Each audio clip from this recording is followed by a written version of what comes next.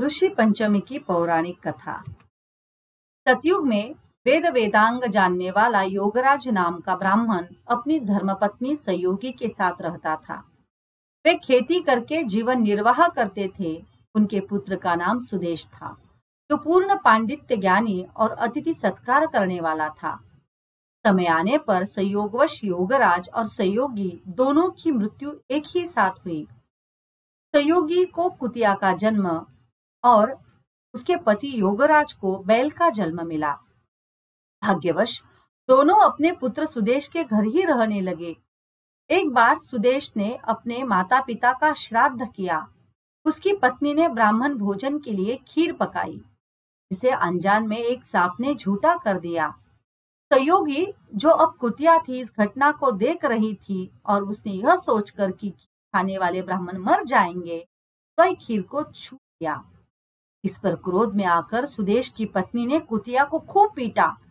उसने फिर सब बर्तनों को स्वच्छ करके दोबारा खीर बनाई और ब्राह्मणों को भोजन कराया और भोजन का झूठन जमीन में गाड़ दिया। इस कारण उस दिन कुतिया भूखी रह गई।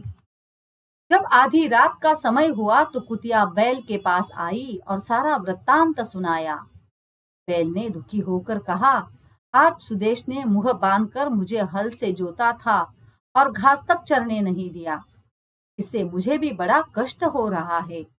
इधर सुदेश दोनों की बातें सुन रहा था और उसे मालूम पड़ गया कि कुतिया और बैल हमारे माता पिता हैं। उसने दोनों को पेट भर भोजन कराया और ऋषियों के पास जाकर माता पिता के पशु योनि से मुक्ति और उनके कल्याण का उपाय पूछा।